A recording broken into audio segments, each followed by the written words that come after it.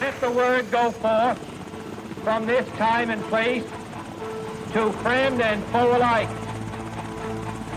This is preeminently the time to speak the truth, the whole truth, frankly and boldly.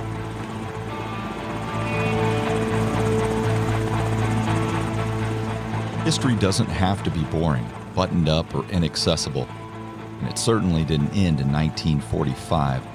It belongs to all of us, and we share and add to it every day. Welcome to the History A Go-Go podcast, where I interview interesting guests, cover a motley crew of topics, and it's a place where you can sit, think, and drink all at the same time. I'm your host, Rob Mellon. Εβουλεύ Ολίβινε, Διός και Περσεφωνής, αρήτης λέκτρηση τεκνοθής, άνδρωτε δαίμον.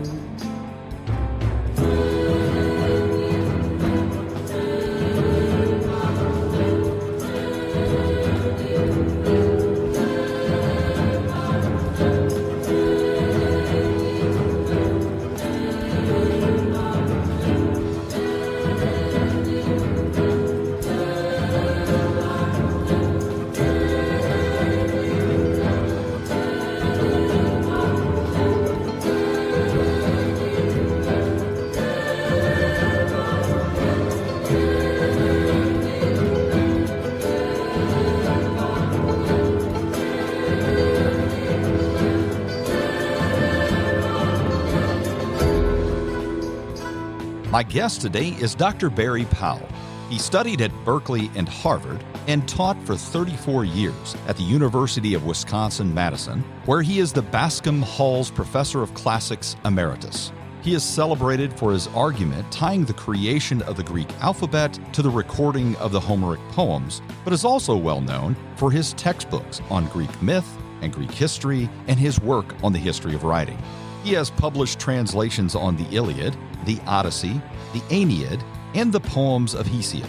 He has also published original poetry, many fictional works, including an academic mystery, A Land of Slaves, a memoir, Ramses Reborn, and the illustrated tales of the Trojan War.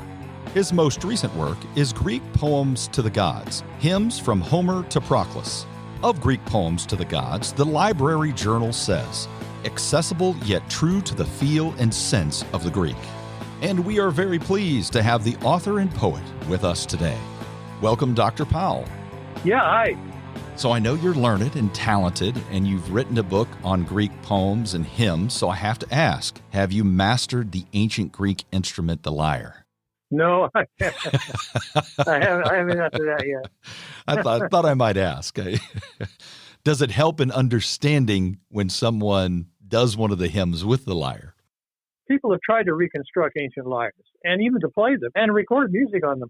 But, we don't really know what it sounded like. That's the truth. It's like, in modern songs, what if you got rid of the music? Right, yeah, definitely. Like, what if you got rid of the guitar, right? Totally. Change the whole nature of the song. Yeah, this is always true when we're dealing with ancient poetry, that we're just seeing the most distant skeleton of something that once existed. It isn't what was ever. It never was that. We just have to understand that. And the Greeks were obsessed with poetry and with song and with lyre playing and stuff. They were obsessed with it.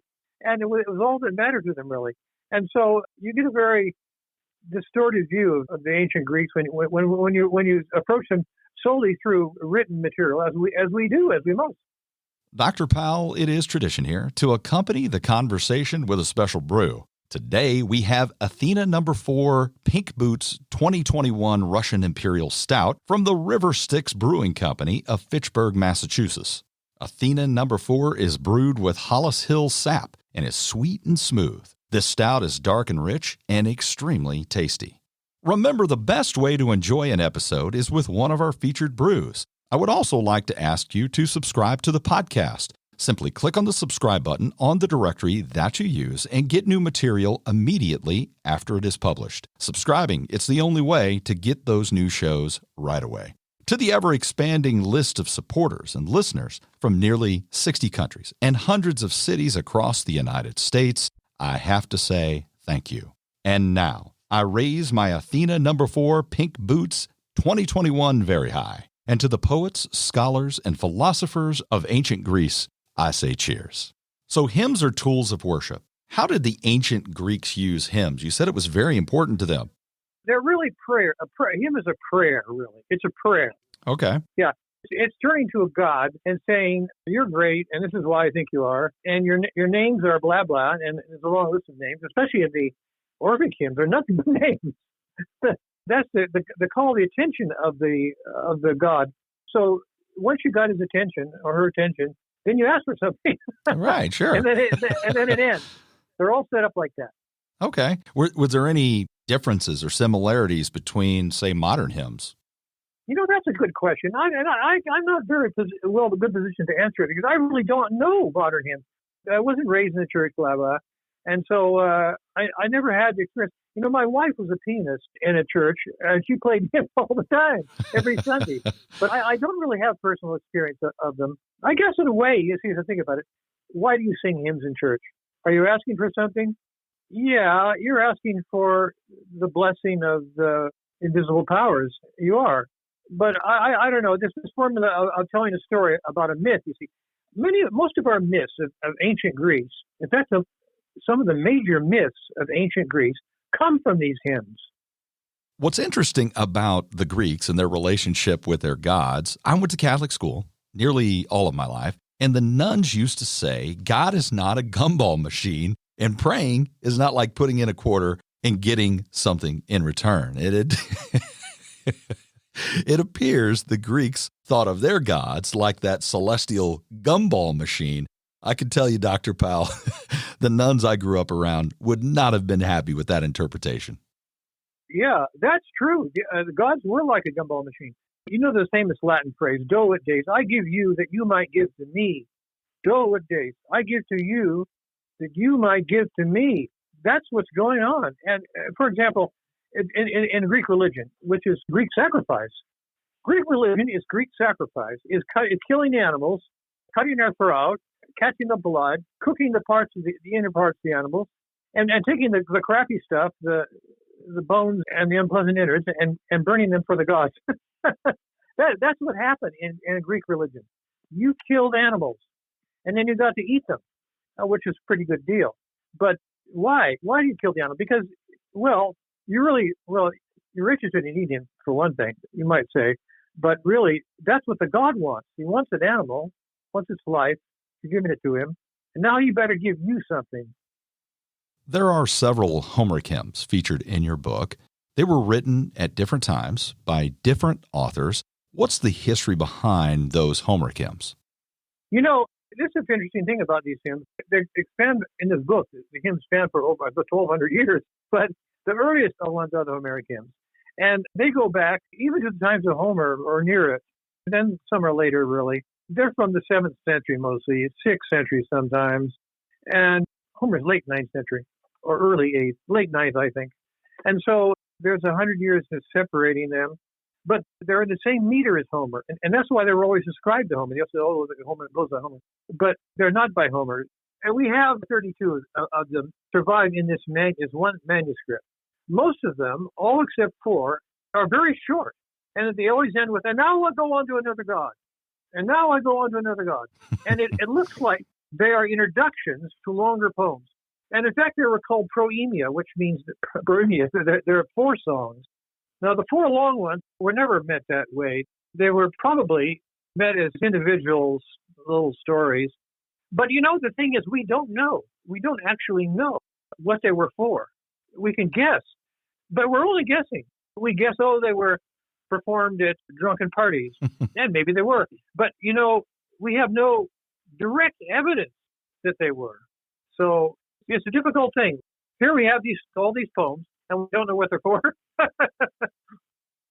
So an average person, if I would just walk out on the street and walk up to someone, I bet they could name several Greek gods. But what are some of the greatest misconceptions, modern misconceptions, that an average person gets wrong about the Greek gods? Well, probably first that Apollo is a sun god. He is associated with the sun, even in the 5th century, but he's not a sun god. He's an archer god, the god that shoots arrows from the other side of reality and hits you with disease and kills you. That's who Apollo is. He's the archer god. Most people think he's a sun god. I would say that's a misconception. You feature Greek scholars and poets in your book. Throughout your book, would you provide some background and philosophy on Callimachus?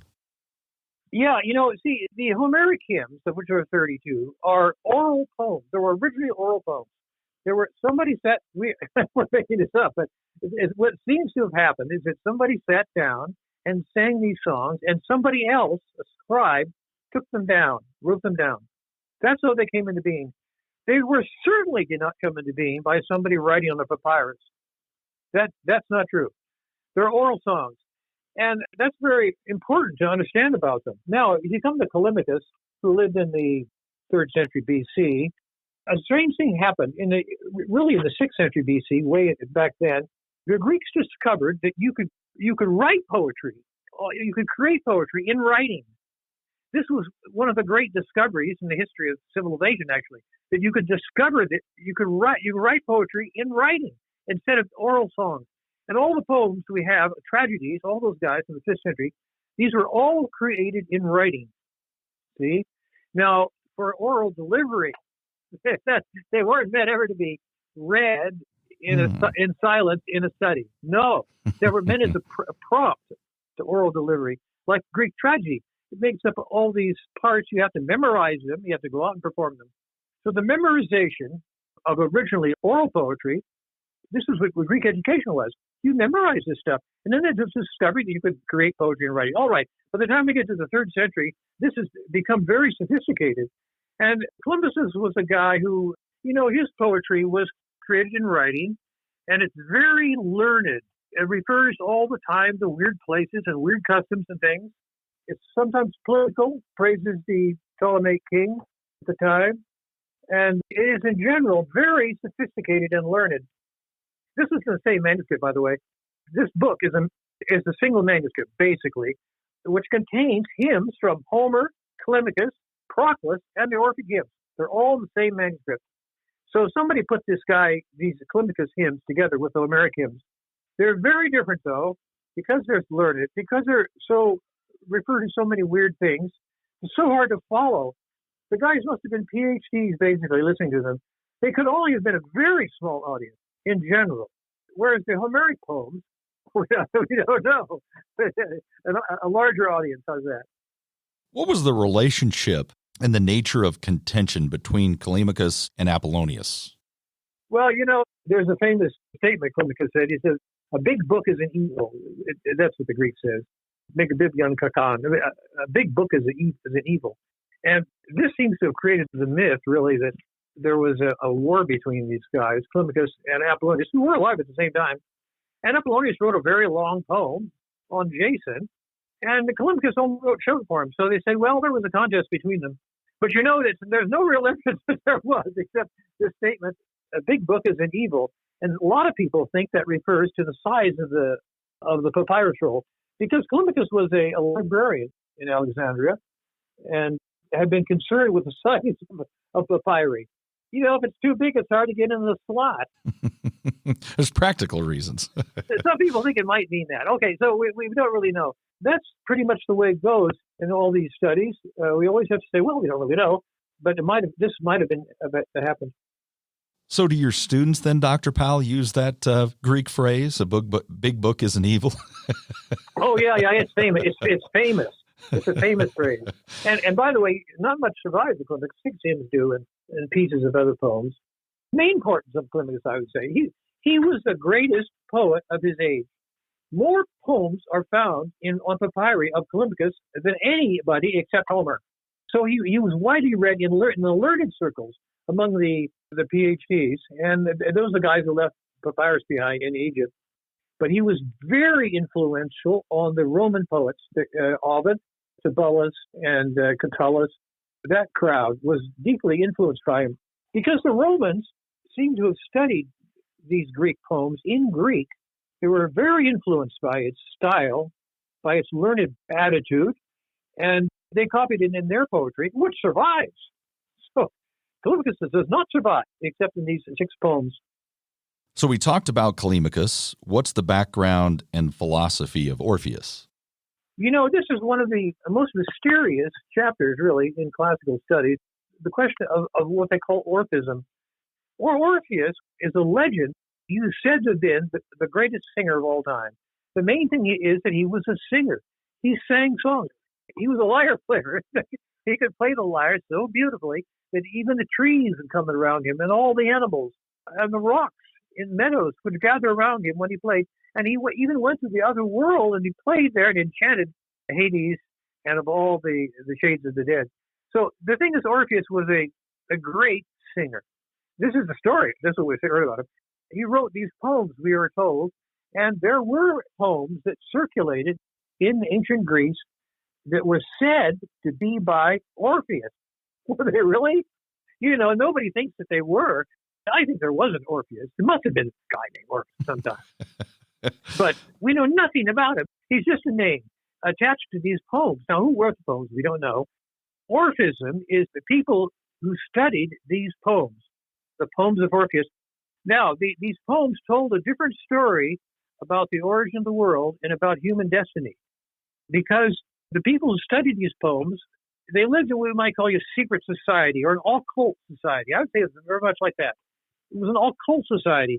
These are a bunch of occultists who believe something that when you think about the world is not right. So there's always something different that's going on, very different, in fact. And they told the story, and we do know the story. We have reconstructed it in these lost poems of Orpheus. So who were the Orphics? They were people who read these poems and studied them. Thinking about this has changed pretty importantly the last 20, 30 years.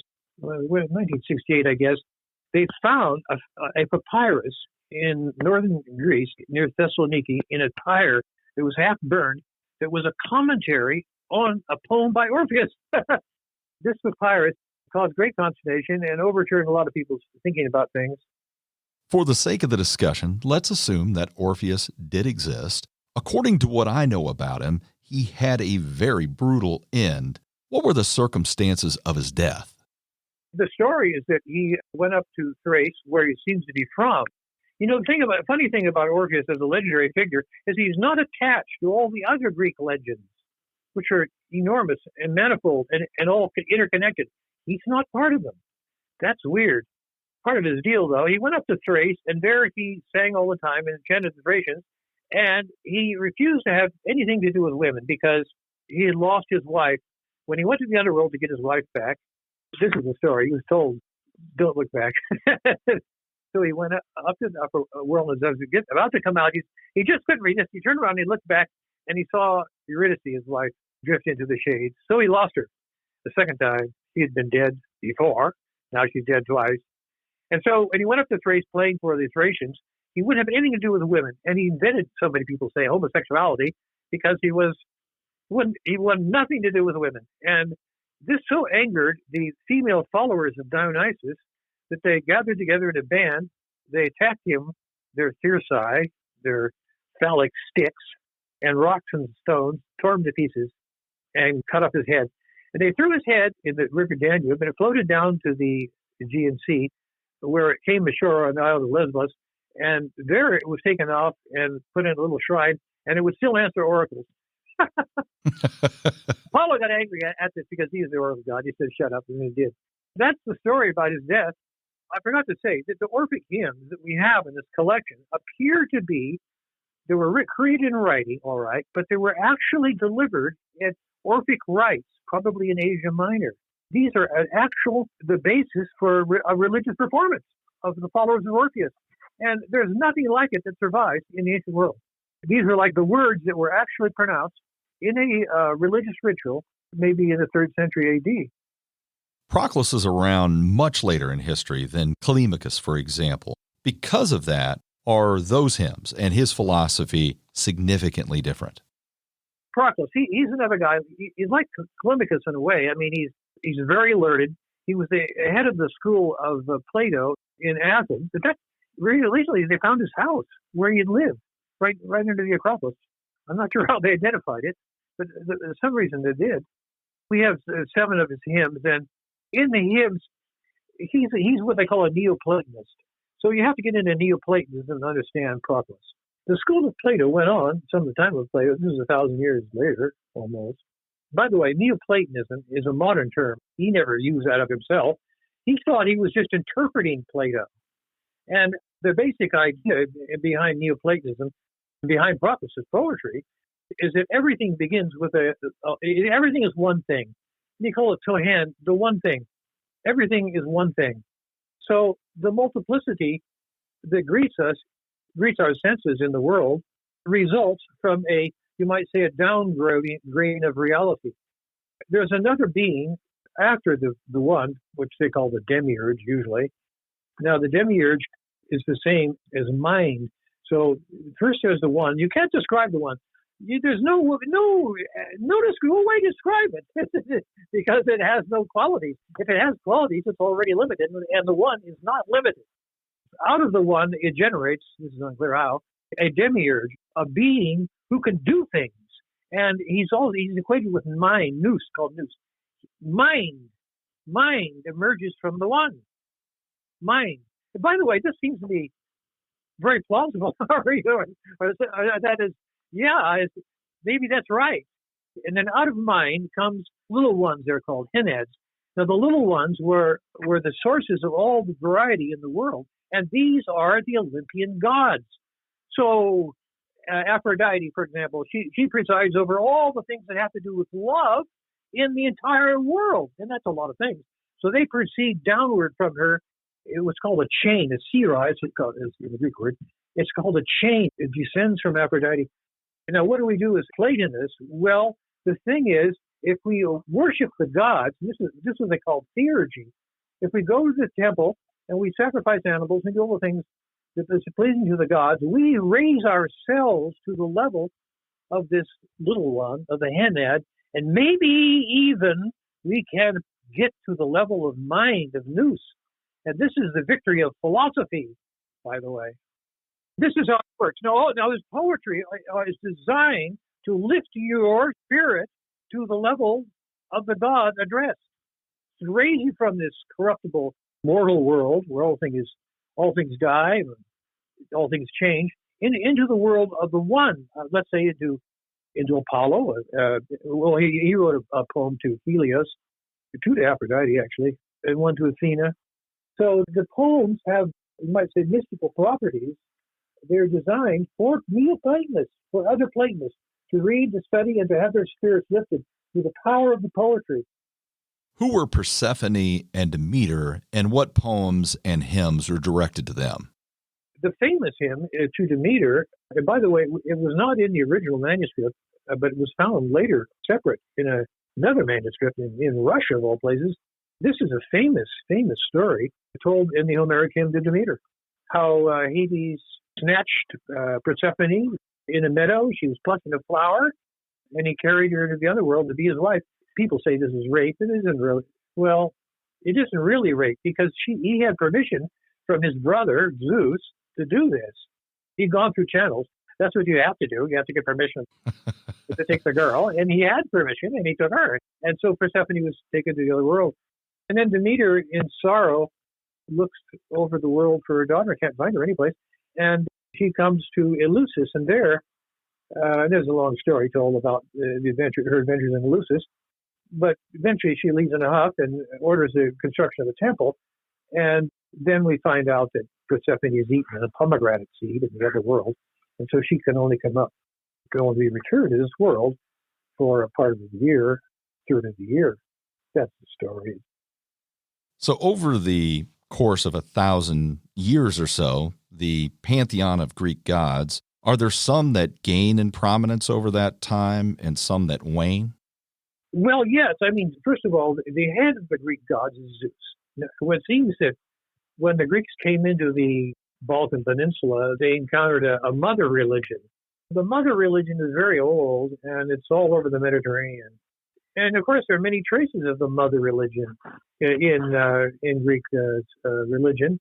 She's known as the Great Mother in Asia Minor, and she's associated with Demeter and Hera and even Aphrodite sometimes.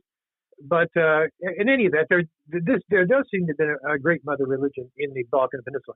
And when the Greeks came in, their religion was Zeus, because they were warlike people, and he's a masculine god, and he doesn't take no for an answer. And so we have all this conflict with the local religion. But Zeus was taken over by the Romans as Jupiter. He was the head god of the state. He was the god of the state. So his power is growing constantly, first from the Greeks and then from the Romans. So you could say Zeus increases his power. Is there a particular god or combination of Greek gods that was similar to Jesus? Or are they so dissimilar and that's just completely off base? Jesus was an historical person. This guy really lived. Now, did Zeus ever really live? Did Dionysus ever really live? Did the Greeks think he ever lived? I mean, he's never treated, the gods are never treated as historical personages. The importance about Jesus is that he was historical. And so there's a profound difference between, you might say, the conceptual worlds of the historical Jesus and the mythical Greek gods. Does that answer your question? Absolutely. That is a great answer to that question, actually. In somewhat of an extension of that thought, what role did the Greek gods play in humanity understanding the purpose of being? Very little. I would say. This was left to philosophy. Philosophy had many, I did have answers for these questions, but not Greek religion. You see, for one thing, Greek religion was never text-based. We are only familiar with religions that are text-based. The Quran and the Bible and the New Testament. You know, that's all people talk about is that text. But there is no Greek text, except, by the way, for the Orphic poems. There does seem to have been a textual basis to Orphic religion, but it never had the truth-bearing reputation, I say, that modern religions texts do. In the modern world today, are there any religious traditions out there that are similar to the traditions that were practiced by the Greeks? Animal sacrifice? You don't see that very often, do you? Well, you know, I did see that in southern Egypt. I was there in Abu Simbel, and I walked on an alley, and they just cut the throat of this goat. It was blood all over the place, and this was a sacrifice on some Islamic holiday. So animal sacrifice is still practiced in Islam. You've mentioned animal sacrifice on a few occasions. That must have been a key component of ancient Greek religious traditions. Yeah. You just don't see it very often today, though. Wherever you get in the backwoods, though, and things get tough, you find it. So in the final assessment, do the Greek gods and the Greek traditions of antiquity live on after their time? Well, you know, the Greek gods are famous. They never really died. By the way, Neoplatonism was taken over in the Italian Renaissance with a ferocity in the circle of Marsilio Ficino in Florence, and I would say that Neoplatonism became, well, it was the belief system of the Italian Renaissance. These gods never perished. There's a famous painting of the birth of Venus, for example. They've never disappeared. They always have functions. And then I guess all these Marvel movies now with these gods in them. You know, I was just going to say that, actually. I didn't want to cheapen the argument at all, but it seems like the greatest connection would be those Marvel movies or in comic books. Absolutely. Because it's exciting. You know, you take some sphere of human activity and you make a god out of it, and then you have a guy that embodies it. That's cool. So they never really died. Never really disappeared. Well, thanks, Dr. Powell. I appreciate it. Yeah, it's been fun talking to you. I would like to thank my guest today, historian, author, and poet, Dr. Barry Powell. And if you would like to get his brand new book, Greek Poems to the Gods, Hymns from Homer to Proclus, all you have to do is click on the link in the description below. The featured brew was Athena No. 4 Pink Boots 2021 Russian Imperial Stout from the River Styx Brewing Company of Fitchburg, Massachusetts. And if you liked our talk today, please share this episode with a friend. And remember to subscribe to the podcast, as I mentioned before. All you have to do is hit the subscribe button on the podcast directory that you use and get new episodes immediately, right when they're released. Subscribing, it's the only way to get those new shows, and you're going to want to get them right away. For more information on the podcast, like the History A Go-Go Facebook page and check out our YouTube channel as well. The music was provided by the North Carolina band Bones Fork. And if you want to know what they have going on, just click on their link. It's in the description below also. And to our growing list of listeners and supporters from 60 countries, hundreds of cities across America and the globe for that matter, I have to say thank you. There are many more great episodes on the way, with discussions on Plunder, a Memoir, A Family Treasure and Nazi Gold, John C. Calhoun, American Heretic, D-Day Girls, and Every Drop of Blood, which is fascinating, and a discussion on the congressional years of Stephen A. Douglas. So join us again next time when we talk, think, and drink on History A Go-Go. Moral excellence comes about as a result of habit. We become just by doing just acts, temperate by doing temperate acts, brave by doing brave acts.